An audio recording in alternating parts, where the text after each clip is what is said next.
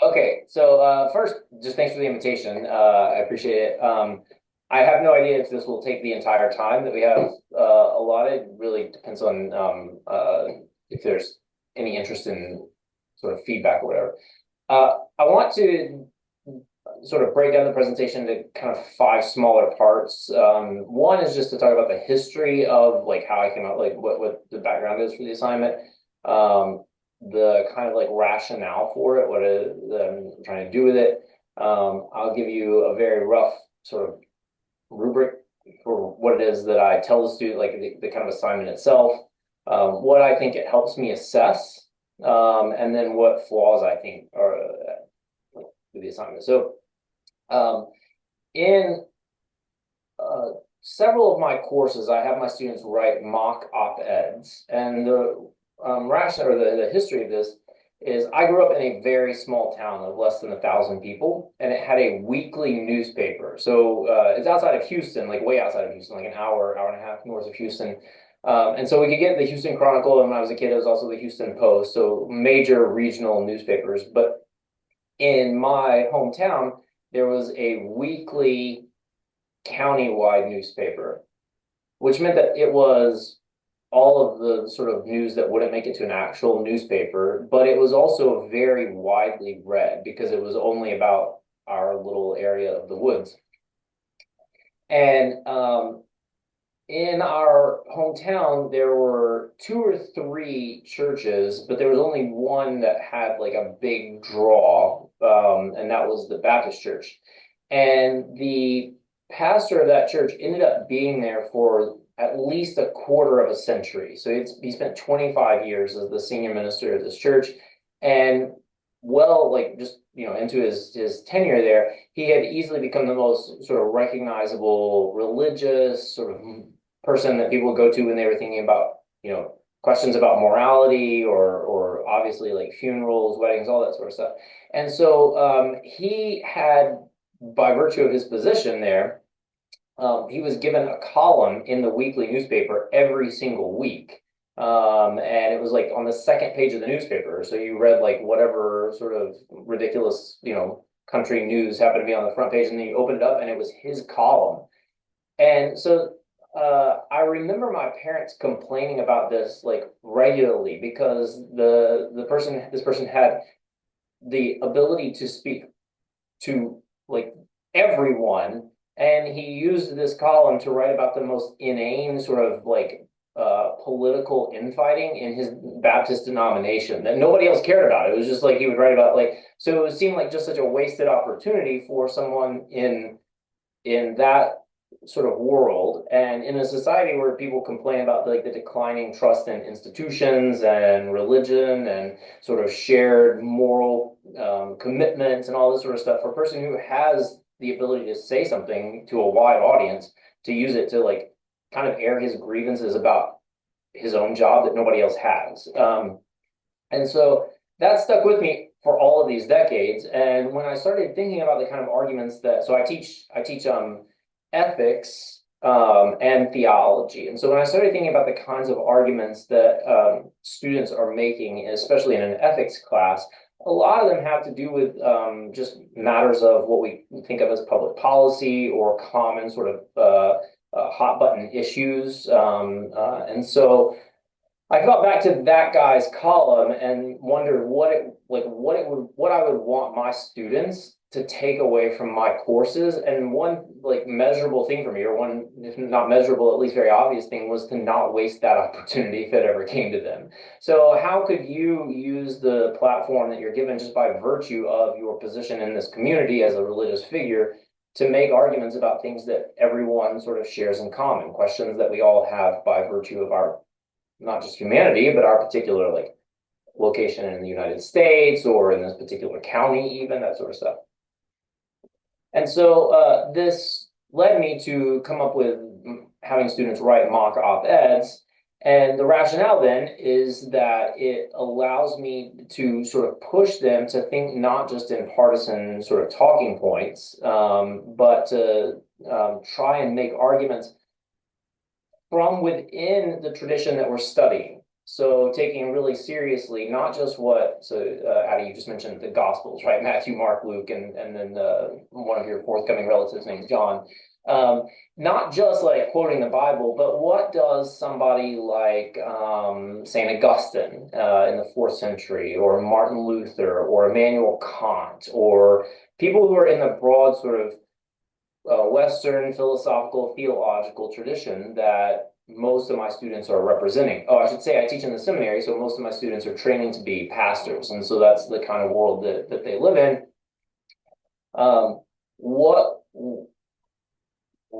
how can I get them to take seriously the arguments that have created that tradition, that they're inheriting that from that tradition, but not just to be some stereotypical like person who is quoting chunks of Immanuel Kant to people who've never heard of him, right? So how do you get the important stuff and take it to an audience that might really actually benefit from thinking critically about these questions that we have in common. So it allows me to try and push them to make really good arguments, but also to take responsibility for the texts that are very dense and difficult in relation to things that they care deeply about. So, I mean, hot button issues like, abortion or something like that, but also like things that we maybe don't think about in, say, a small town, which is like the morality of warfare. And so the way this leads then to the rubric, like how it is that I'm trying to actually get them to do this, what it is I'm sort of assessing them on a little bit. The assignment itself, I require them to write as if they're writing for one of these small newspapers. So they're not allowed to sort of shoot for the New York Times. So it can't be like a national argument. It has to be something in their context that they can really imagine people in their community coming to them to talk about. So when we cover war and violence as a topic, they're not allowed to write about things like Ukraine and Russia. And so I forced them to sort of think through what the logic of the logic of the tradition. So thinking about war and violence and all that sort of stuff, how it relates to a small community like their own. So maybe a suburb in a rural a Midwestern state or something. So I've had them do things like thinking about the way that the military recruits people. If you only have if you have recruiters who are predominantly recruiting from impoverished schools in your own area and others are not, what does that make us think about like the dignity of the vocation of a soldier? Or how do we think about this in relation to what it means for our own communities? So instead of thinking about geopolitics, which no one is really qualified to make any very intelligent claims about, and no one in my class is actually the president of the United States. Except yesterday, George W. Bush did in fact visit my class, and so he was there, and he can sort of make those sorts of arguments. That's awesome. But to think really clearly about these hot button issues and or questions of common concern in your local community, rather than sorting ourselves out to our kind of like polarized positions at a national level. And so here's how I describe the thing. So on any given subject, I usually teach broad sort of concepts like war and violence, but those are not the same thing. So within that, you've got like the just war tradition, you've got questions about pacifism, you've got questions about self-defense, you've got questions about coercion, you've got questions about policing. All of these are they're very distinguishable. In some cases, they're very different sorts of moral questions. And so if I'm talking about a broad topic like that, I tell them, I list like a number of different things that may go under that category that we've discussed over the previous week or two. And I say, this gives you many choices about which to write. So I would encourage you to find a topic or question that is fitting for the expectations listed below. These are: focus on a topic or problem that is relevant to the lives of some of the people in your community. So what I have just said. 2, to address your chosen topic, use arguments from the Christian tradition and moral theology, including ideas from our class. But what I tell them, and I make this very clear in person, you can't use jargon or even the vocabulary terms that we're using for the course itself. So I'll give them like 3 different typologies, and each typology has a different name, but it's just a way of sorting the way that people argue. And sometimes I'll have students use that language as if it's commonly accepted, and it's just not. Like, this is the ecclesial tradition, and this is the realist. Like, those are not common sort of, they're just for pedagogical purposes. So they have to be able to use the arguments from the class without using jargon or sort of insider language. And then make a normative argument. So you're not just describing what has happened in this thing, but you're making an argument about what should happen and why. So they have to take a real stand on something. So if they're talking about violence, or they're talking about abortion, or they're talking about something, they have to take a stand on it, but it has to be a normative position that is explicable, it's rational, given the way that they've explained the position to that point. And then to use commonly, so this would be the 4th one, commonly accepted English, and to write well and persuasively. So there's a rhetorical element. So this includes proper spelling, grammar, punctuation, that sort of stuff. And the part of this is like, would it pass muster in a newspaper? Would somebody read this and think you're dumb? That's the sort of, that's what I'm really after there, is for you to write in a way that doesn't, you're not trying to write for me or for a grade, but you're really trying to write in a way that would be winsome, persuasive, but also like courageous, where you're taking a stand on something in a way that's inviting other people to see the logic of your position. Are there questions at this point? Does this make sense?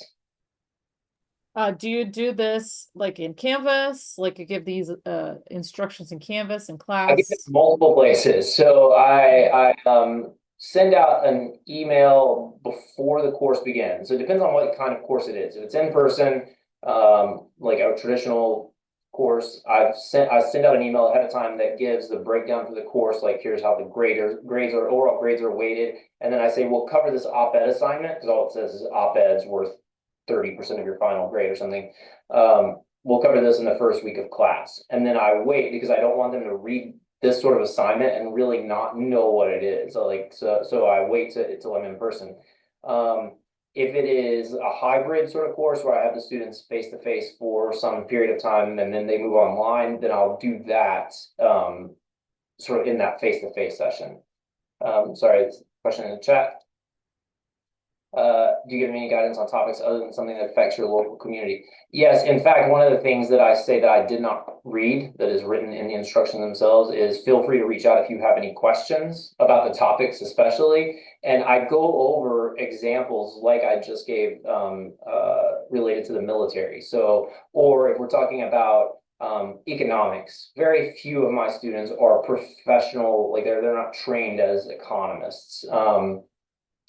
But so instead of them talking about like, I don't know, national debt or marginal tax policy or something like that, which tends to, again, just be run on sort of partisan talking points, I'll ask them to think about something like how school board budgets should or should not allocate for free and reduced lunches, what that suggests about like how we care for not just like people who are, say, below the poverty line in our particular area, but should, public schools provide, say, free lunches for everyone for these. So what are the rationales for how we, like the morality of our economic policy? Does that answer your question?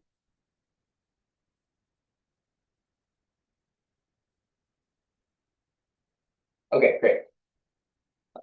Anything else at this point?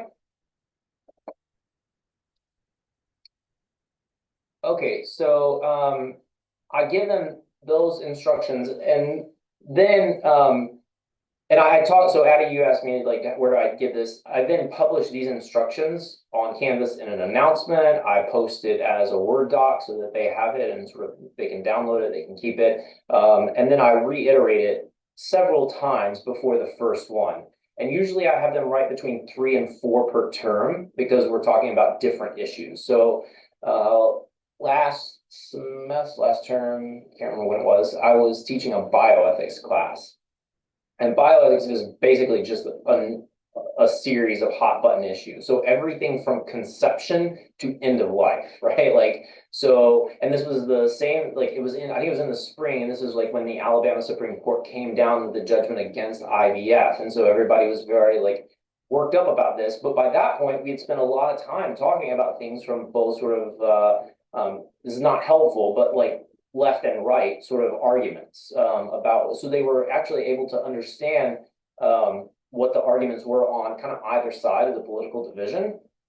And so I had them write, I can't remember the sequence of things, but they had to write, what I tell them is basically like, I'm gonna read and reflect on, I'm gonna give you feedback on the first one and be much more lenient in the grading for the first one, so that you've got reflection, you got feedback, and then we sort of push you a little bit more for the second and the third one.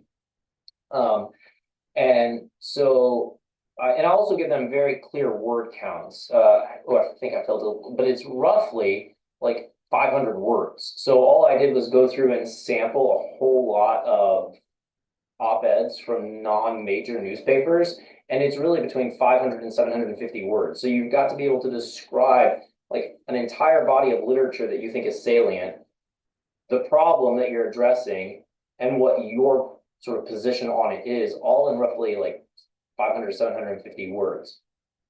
What I think it helps me assess then is like how much facility they have with the tradition, how well they've read it, how well, because if you can really explain a difficult and dense position from 400 years ago in say 250 words, you've digested it pretty well, right? Like and if you do so in a way that's winsome and you can draw people in to see why this would matter to them, all the better. And if you can do that in a way that then you also are all adequately and fairly describing the problem that you're addressing, so the problem that we share in common, then you succeeded on that front as well. So you've learned to think fairly critically about, in my case, the topic is ethics or morality. You've been able to think about what the morally salient features of a position are. What are the positions that people have that help you describe the position?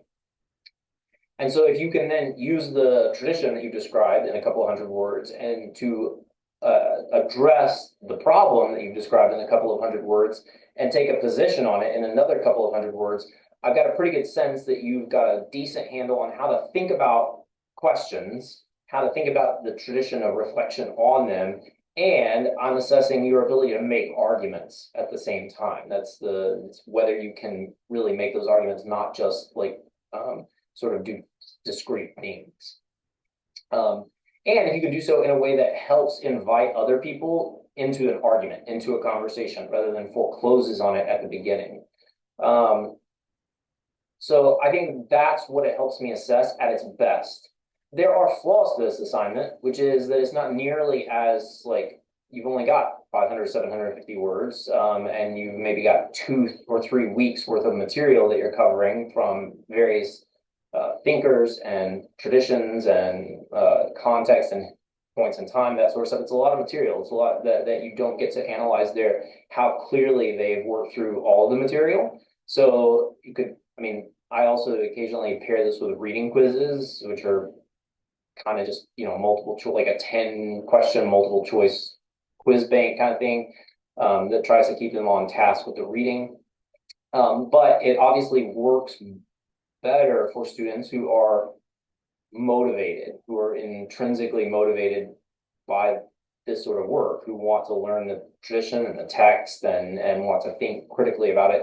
And they want to write in a way, they want to see that what they're doing matters, not just that it's for a grade and it's something that they kind of take seriously. Students who are less motivated, I think, do it and still get something out of it. They realize that it is for a grade, but they're not quite as clear about like how to do it. There are some downsides. And then what it can't help me assess then is both the full sort of breadth of what it is that they've really taken in, as I was just saying, but also the depth at which they've done it. So if they can identify 1 or 2 concepts from one one text, it doesn't mean that they fully like understood the entire text. They've gotten something out of it that they can use, and that's helpful. But there are some kind of limitations to it. But on the whole, I find it really helpful to the point where I mean I've been using it for about 5 years now in 3 or 4 different contexts, different courses, and I like it better than a lot of other forms of essays because it sort of pushes them to write in ways. And this is what I've told a lot of my students. You could actually do this. I don't tell this to all of my students because I wouldn't want all of them trying to go out and represent us in public necessarily. Like, but there are students for whom this is actually like they're very good writers, and this genre helps them showcase their ability. It helps them show what it is that they're really thinking in a way that just a 3 point essay or a 5 page paper or even a 10 page paper wouldn't do to the same level. And sometimes I guess also for the consumer of that information, right? Sometimes having in a 500 or 750 word might be better and more accessible than a 5 page paper too. Yeah, absolutely. And so for me, I mean, uh, I am very committed to giving feedback to my students, like substantial feedback, because I know that like in my own graduate work, that was the thing that like I still have like where my professor would write 3 paragraphs of feedback on an essay that I wrote, explaining my position back to me better than I explained it in my paper. And so I learned a great deal from the feedback that I got. So on these um, op-eds, I may write as much back to them as they've written in the essay itself. So like here's, not just here's how you could improve your winsomeness or something, like hey, here's how you could get a reader on your side. I do say that, like here is a detriment to this. If you make this point, you're alienating half of your audience right away. So you're not really inviting them into an argument. You're not inviting them to like talk back to you. You're just shutting down the conversation in the first paragraph. But more frequently, what I say is, here's how you could improve the argument. Like, here's how you could take a little more ownership. Like, nobody's asking you to write about this because you're a public policy expert. They're asking you to write about it because you're the pastor of their church, like in their community, and that church has a lot of standing in the community or whatever. So you've got to speak from this position in a way that really is winsome to a bunch of people who also don't share that position, who are just readers of this newspaper. And I give them representative op-eds from like the Dallas Morning News that where they can see people trying to make these sorts of arguments and tell them to look for other ones. But yeah, I think that you're right, Addie, that the brevity of the text allows for I think a greater amount of feedback that they can process because I may write 3 paragraphs on a 10 page paper, but if I write 3 paragraphs on what is approximately a 4 paragraph paper, like that's they're seeing like how closely I'm interacting with what it is that they're saying. I have a question. Do you share the rationale, like the story about the pastor, your local pastor, and that's why you do these assignments? Do you share that with your students? Some length, yes, which is one reason I don't send the assignment out before I meet with them in person, because I want to be able to locate the story and like I want them to sort of feel the weight of it a little bit. Like this is not and that this is not just for a grade, but it's also not like you shouldn't waste your time if you're going to write and you're going to think about these traditions and you're going to think about these really weighty questions. You shouldn't be a dilettante. And that's true in my course as much as it is like on your street as a minister. And so like you should use this as real preparation for that sort of thing. And so yeah, I do that at some length. And that's, as I say, why I don't send it out ahead of time. I wait and I try and induce them to where they like into the learning process by telling them the story. Uh, that's pretty Do much you also it. do you provide them with a rubric also for the assignment or a I don't detailed figure it rubric out or in the no? rubric. I have the 4 bullet points. So the 4 things that I read you are in bullet point form, and I don't tell them that any one of them is weighted more than another.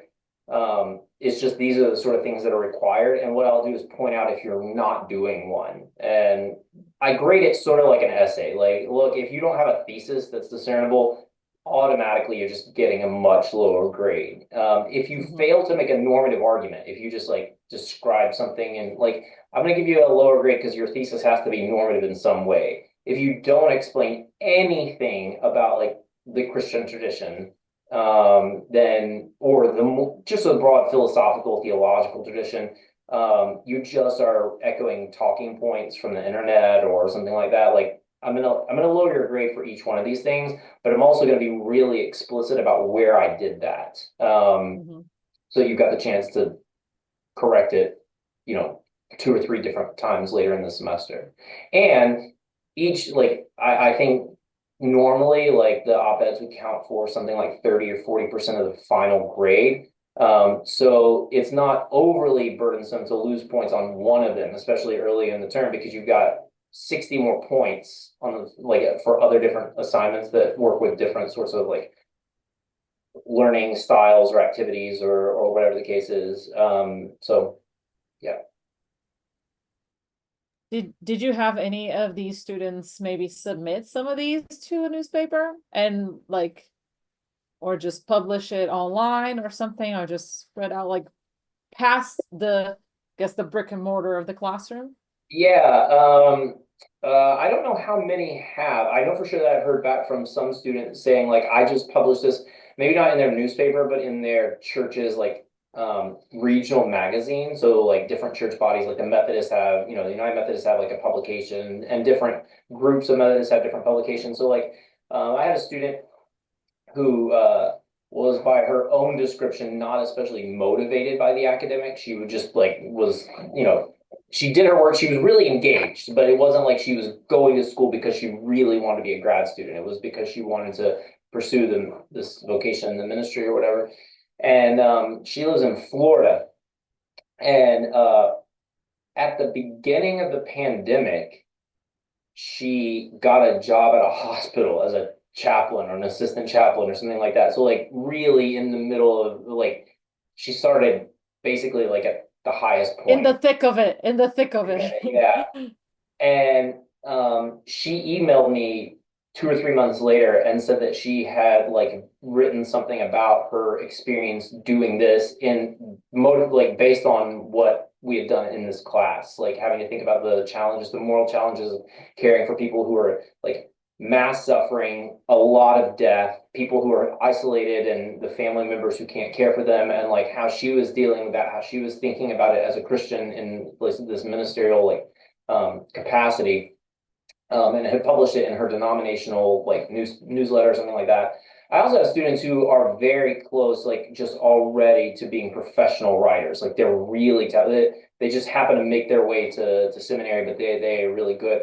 And so I've tried to push them, like you should submit this, like you can do this. And I think that there are some of them who will likely do that. And I'm trying to remember. There's somebody who reached out to me recently about something that they published like this, and I can't remember what it is. I wish I could tell you. Do I ever have the students share them with each other? Yes, but the problem is that a lot of times like the way that the calendar is put together, they move very quickly. So if I have them work on a topic, say war is the one that I've been using, war and violence, and we've got only 2 weeks to cover like 2,000 years of thinking about war and violence. Um, by the time that we get to the point where they're ready to write about it, I mean, they've only had 2 weeks to think about it, 2 weeks to read about it, and then they've got 1 week to write about it, and we're already on to like the next set of hot button issues, like everything from conception to euthanasia or something.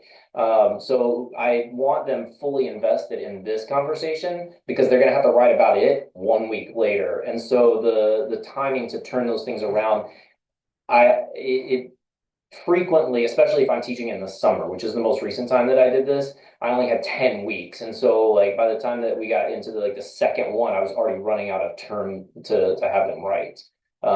So yeah, I think that it would be really helpful to have them share. And that actually, if we had this in person, that's why, Addie, when you asked me, did I want to move this online? Because we only had a few people. I wanted to have it in person because if we had even just a handful of people, I was going to say we could try and do something like this together. So we could like come up with a topic that would like, so as an activity, you could see like what it would be like for your students to have to do this sort of thing. Yeah. So do you do this over like a few class periods, like in class where you kind of guide them on how to write, or Yeah, how so does I would this work? do probably just one where I allocated the time at the beginning of class. This is what I'm looking for.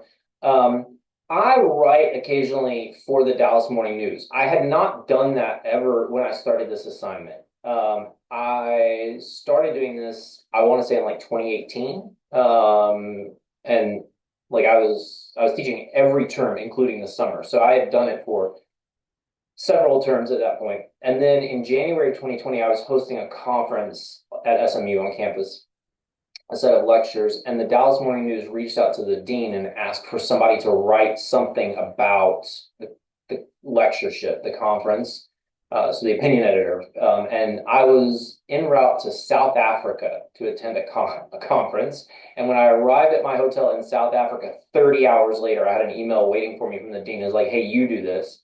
And so I wrote up this article for the Dallas Morning News, and I'd never done it before. And the editor was like, I really like this. And so she published it.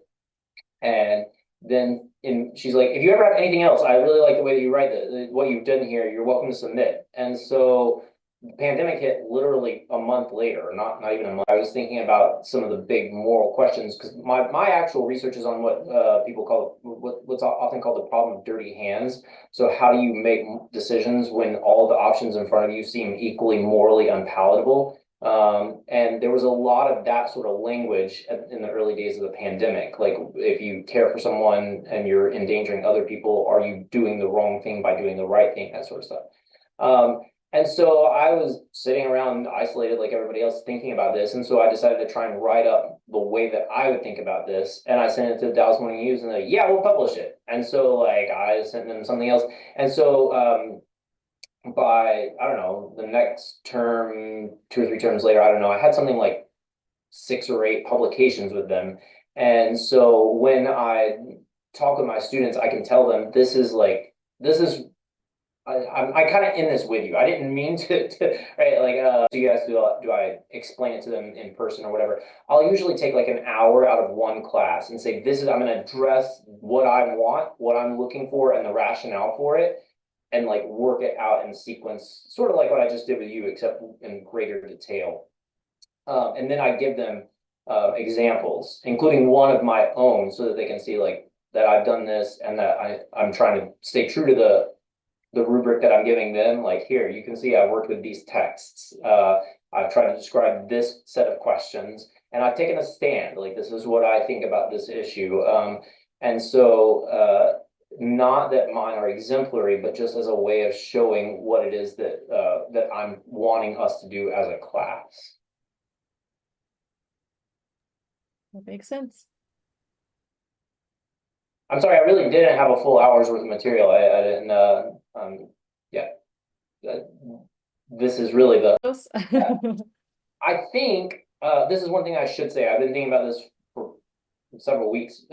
I think that this would work in other disciplines because it's not just moral questions that you talk about in opinion columns, right? I mean, people write from their own disciplines or their own interest groups or even their own. I mean, like what I'm trying to get my students to do is write from public policy. I'm trying to get my students to write in a way that actually allows them to show how it is that the religious traditions, that especially